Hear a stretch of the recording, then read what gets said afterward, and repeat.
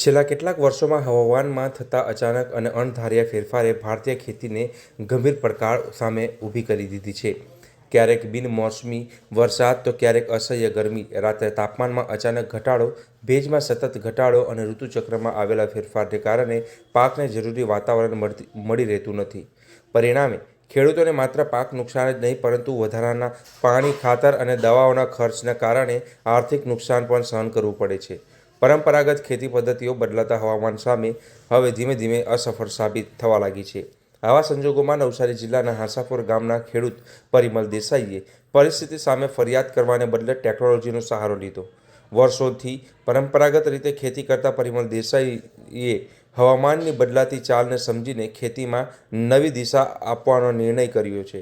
તેમણે સેન્સર આધારિત weather centre આખું પોતાના ખેતરમાં સ્થાપિત કરીને ખેતીને વધુ વૈજ્ઞાનિક અને વ્યવસ્થિત બનાવી છે, જેના કારણે તેઓ આજે ઓછો ખર્ચે વધુ ગુણવત્તાયુક્ત ઉત્પાદન મેળવી રહ્યા છે. જી, હું પરિમલ ગિરીશચંદ્ર દેસાઈ, ગામ હાંસાપુર, તાલુકો જલાલપુર, જિલ્લો નવસારી. હું પોતે પારંપરિક રીતે 4 પાકની ખેતી કરું છું. શેરડી છે, ડાંગર છે, આંબા છે અને ચીકુ છે. અત્યારના જે આ વાતાવરણના જે થાય છે, અત્યારે આજે બી આ વાદળછાયું વાતાવરણ છે, એને લીધે શું થાય છે કે અત્યારે અમારે મોરમાં જે આંબામાં જે મોર આવવો જોઈએ એ ટાઈમમાં ખાસ નુકસાન થાય છે.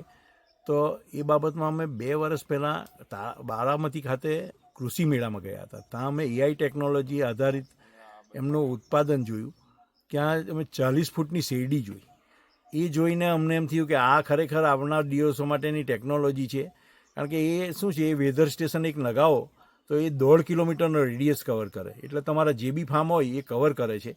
અને એમાં બીજું મોબાઈલ એપ્લિકેશન દ્વારા એ લોકો, જો તમે તમારી જમીનનો ડેટા અંદર આપો તો કેટલું ફર્ટિલાઇઝર આપવું, કેટલા પ્રમાણમાં આપવું, ક્યારે આપવું, પાકના ગ્રોથ સમય આપવું, પછી આપવું, ક્યારે પાણી આપવું, એ બધું આપણને સજેસ્ટ કરે છે. અને જો વાતાવરણમાં પલટો થાય એને લીધે થ્રીપ્સને એ બધો એટેક આવવાનો હોય તો એ પહેલાંથી જાણ કરીને કેટલા પ્રમાણમાં દવા આપવી, ક્યારે આપવી, એ બધું સવાર કે સાંજના ટાઈમ નક્કી કરે છે.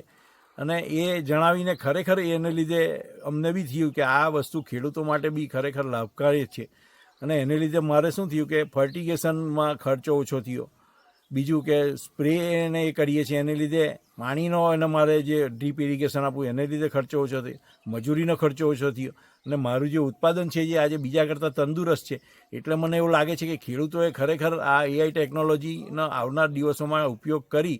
અને બીજું કે આમાં ગવર્મેન્ટ બી પોતે આમાં સબસિડી આપે છે અને એમાં સહાય આપે છે ખેડૂતોને. તો એનો ખરેખર ખેડૂતોએ ઉપયોગ કરીને પોતાનો ખર્ચ ઘટાડી અને આ ટેકનોલોજીનો ઉપયોગ કરીને આવનાર વાતાવરણના પડકારને, કારણ કે આ પડકાર તો આવનાર દિવસે વધતો જ જવાનો છે, તો એને કેવી રીતે, તો આ એક સોલ્યુશન બી એક સારું છે.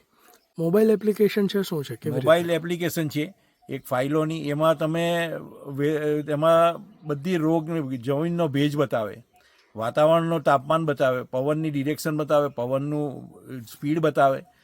6 સેન્સર આવે એમાં. એને લીધે જમીનને નીચેનું ઉડાણનું ટેમ્પરેચરથી એ બતાવે કે ક્યારે પાણી આપવાનું છે, શું કરવાનું છે, એ બધું બતાવે. એટલે મોબાઈલ એપ્લિકેશન પર જ બતાવે ને એ પાછી લોકલ ભાષામાં બતાવે.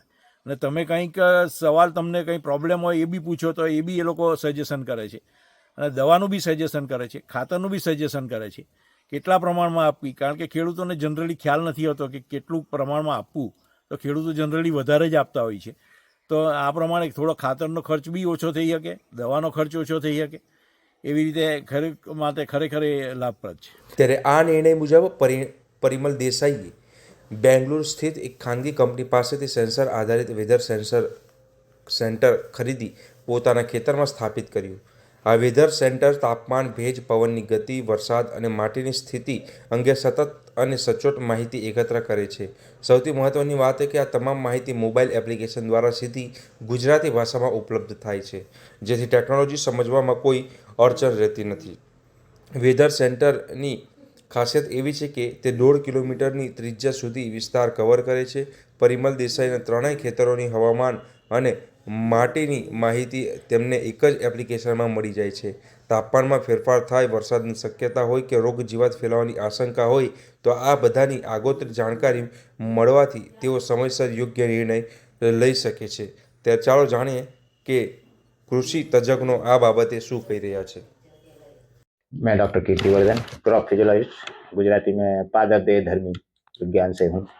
बहुत अच्छा मतलब डिसीजन है, या जो जो फार्मर या जो खेडूत हैं वो इस ओर जा रहे हैं, क्योंकि आपकी डाटा ड्रिवन एग्रीकल्चर एक एग्रीकल्चर का फ्यूचर ही है, जिसमें आप एआई बेस है, टूल्स हैं, आईओटी हैं, डिफरेंट टूल्स.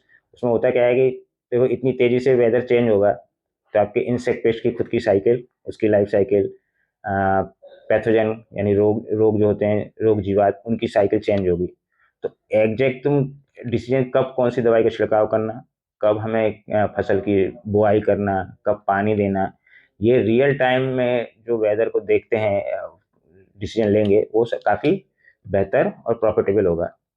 अपनी जो एग्रीकल्चर इन लार्ज अगर बोलें, हालांकि भारत भी उस ओर जा रहा है, लोग कर रहे हैं, बट फिर भी इन लार्ज जो है वो एग्रीकल्चर 2.0 बोलते हैं उसको. 2.0 मीन्स जो हमारी ग्रीन रिवोल्यूशन उस समय हुई थी. आज जमाना है एग्रीकल्चर 4.0 का, यानी चारों तरफ से हर प्रकार से उसमें डिसीजन लिए जाएं. यूएवी जो होते हैं आपके अनव्हीकल जो होते हैं, ड्रोन्स वगैरह हैं, उनके उसमें सेंसर होते हैं. क्लोरोफिल फ्लोरोसेंस के द्वारा या लीफ के रिफ्लेक्टेंस चेंज होता है, उससे आप पता कर सकते हैं कि आपके किस पूरे इतने बड़े एरिया में कहाँ कीड़ा आया, ये कैसे पता चलेगा. कहाँ नाइट्रोजन की कमी आई, ये कैसे पता चलेगा, क्योंकि आप दूर से तो सराउंडिंग घूमोगे तो पता नहीं पड़ेगा. तो आपके सेंसर बेस्ड जो टेक्निक हैं, उनके द्वारा अपन उसके रिफ्लेक्टेंस चेंज होगा, और जीपीएस की मदद से आप पता कर सकते हैं कि खेत में किस पौधे में समस्या आई, तो फैलने से पहले ही उसको रोका जा सकता है. ये प्रैक्टिस काफ़ी की गई है. जैसे आप यहाँ का बोल रहे हैं, जैसे मेरे को याद है माइक्रोसॉफ्ट कंपनी है, उसने हैदराबाद में चालू किया है. उनका हैदराबाद के में जो सोरगम के फार्मर हैं, उनको बुआई से लेके लास्ट तक, यानी हार्वेस्ट टिल हार्वेस्ट तक कौन कौन सी केयर करनी है, कब बोना है, कब पानी देना है, कब खातर देनी है, उन सब की पूरी जानकारी दी जाती है. तो ये अगर यहाँ ये चालू कर रहे हैं लोग, तो ये काफ़ी अच्छी चीज़ है. इससे उनको मदद मिलेगी, और उनको जो डिसीजन लेना पड़ता है, मेन चीज़ एग्रीकल्चर में टाइमली डिसीजन, कि आपको टाइमली डिसीजन लेना है, जिससे आप रोग को रोक पाएँ, जीवात पैथोजन को रोक पाएँ, और फसल में किसी न्यूट्रिएंट वगैरह स्ट्रेस वगैरह की कंडीशन को अवॉइड करें, तो ही आपकी यील्ड बढ़ती है. तो इससे उपज बढ़ने की पूरी संभावना है, और इस ओर जाना चाहिए.